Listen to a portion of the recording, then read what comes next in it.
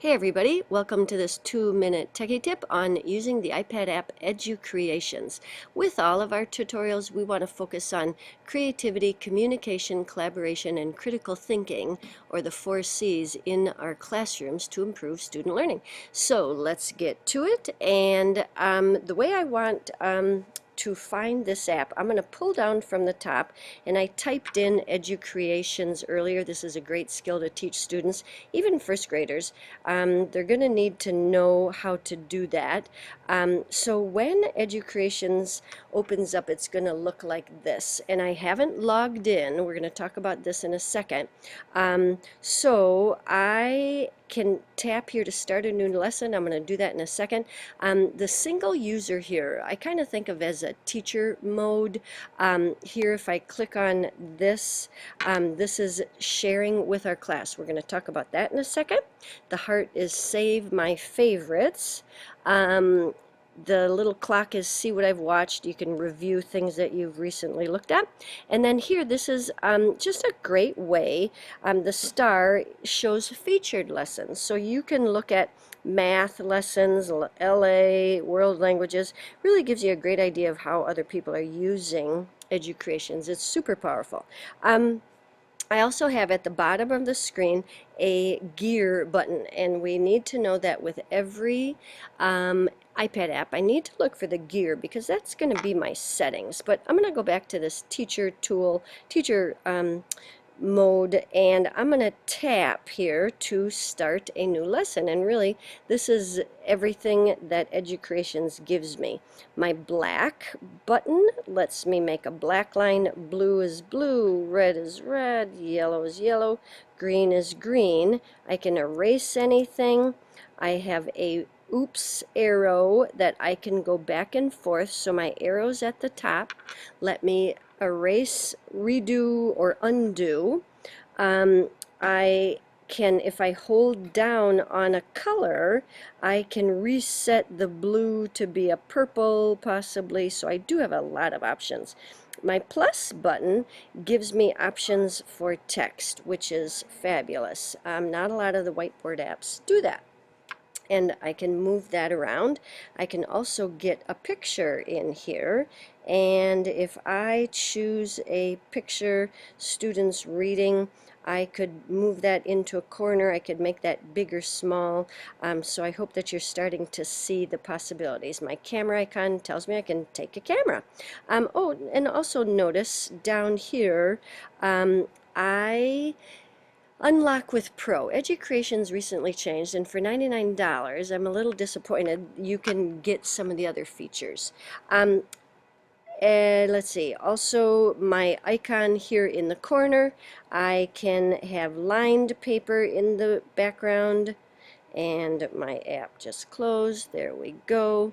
I can have, let's see, lined paper. Hold on. Do that. There we go, purple. I can have lined paper. It's really a very reliable app, so I just lost it for a second there. I can draw circles. So I'm hoping that you can see some of the options here. If I get a picture again, let's go find that picture, girls reading. Again, I can move this, I can tilt it, I can add text, and I can put a lot of skills and tools together to assess learning or do formative assessments, summative assessments, the whole thing, or do instructions, tutorials for my students. All right, so I also have one other button here that I can duplicate a page. That's all the tools except the red record button. I'm going to ignore that for a second and then pay attention to this button, which really is a back button. This shows me my lessons and that I've created. So this is a draft now. The only way to save a finished product is to have an audio recording.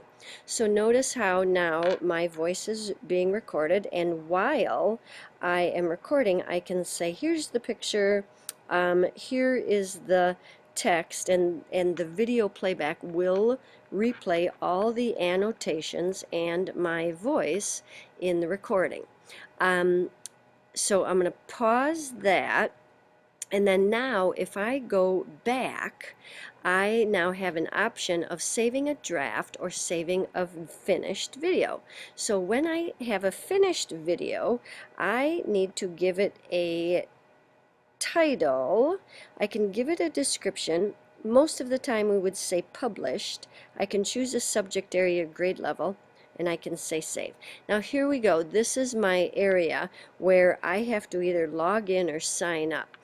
If I skip it, I do in fact have the saved video, but I can't do much with it. I can play it really only on my iPad, but you know, we want to create and publish student work and our own work. So at some point I will have to make a tutorial. I will have to make an account, I'm sorry. So I'm going to say done to this, and then I'm just going to show you, I'll share this with you, but I have two accounts that I've made here, just 5th GR Educreations at St. Al's, and then 7th grade, and password for both is Go Cougars. I'll make one for every grade level.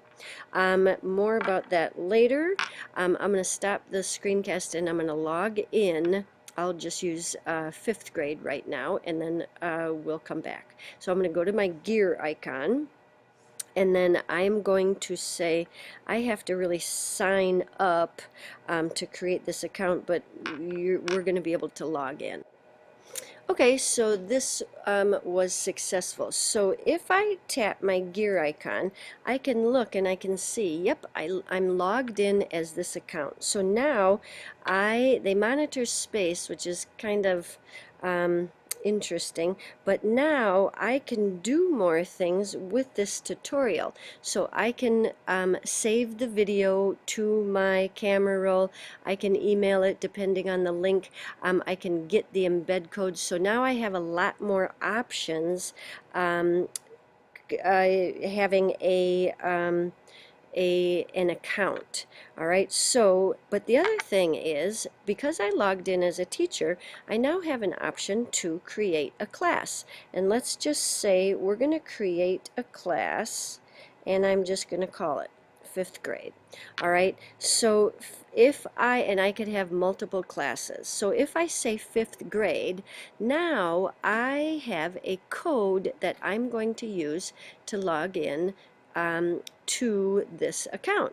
I'm going to pause this and I'm going to sign in as a student. Okay, so now I'm going to log in as a student, and again we're going to search for the app. Here I can either I can log in any way. Here, let's see. So if I tap the login button, I am going to want to first time create an account, and it will ask me teacher student. So in this case I'm a student, and remember we had the class code that it gave me, the class code, and this would not be a secret. And so I'm entering the class code for that class that I created, and I'm going to just say test student. I think username is not required, and I'm just going to say 1, 2, 3, 4 and 1, 2, 3, 4. We would want to tie this to certain accounts. Email address or username. Please enter your email address or your username. Okay, email. Oh, we don't need an email address. Test student, let's just say it's going to be first and last name is going to be my username. Oh, haha, test student. So it'll say you've got to use, we have to come up with something unique. Create account. All right, so here then I can say I am logged into 5th grade, and here I would see all of my students. Now I don't have any lessons yet.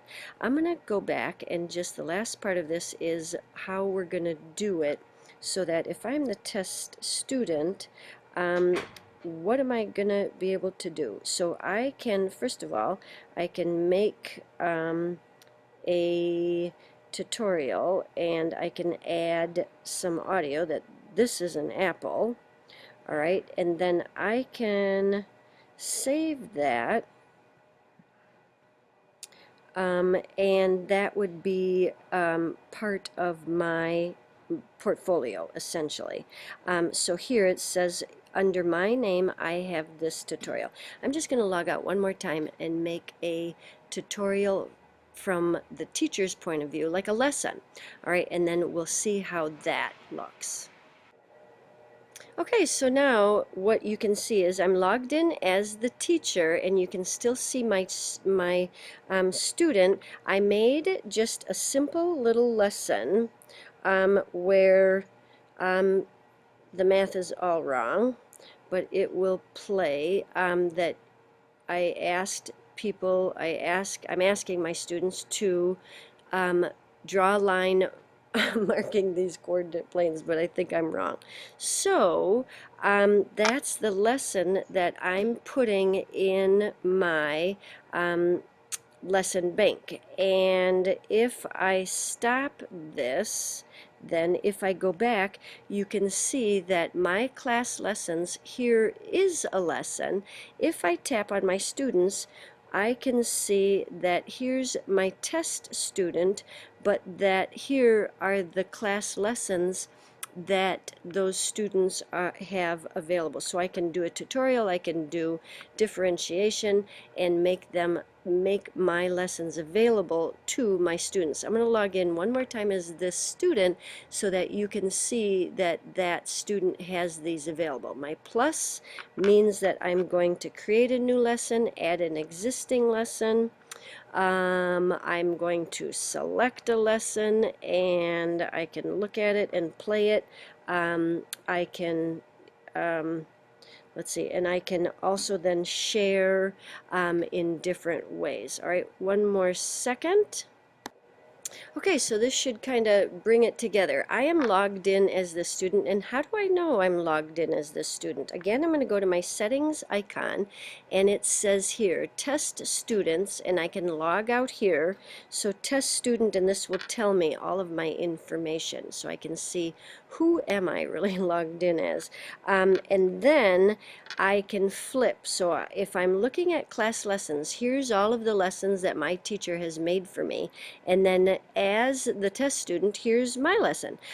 So I can then start to add, let's see, as a test student, then I can join another class, and I don't want to do that, but then as a student I can go back to that single user mode and then start adding more lessons. You have to play with this a little bit, but it's a powerful tool, and this tutorial should just bring together just a taste of the power and the potential of great whiteboard apps like Educreations.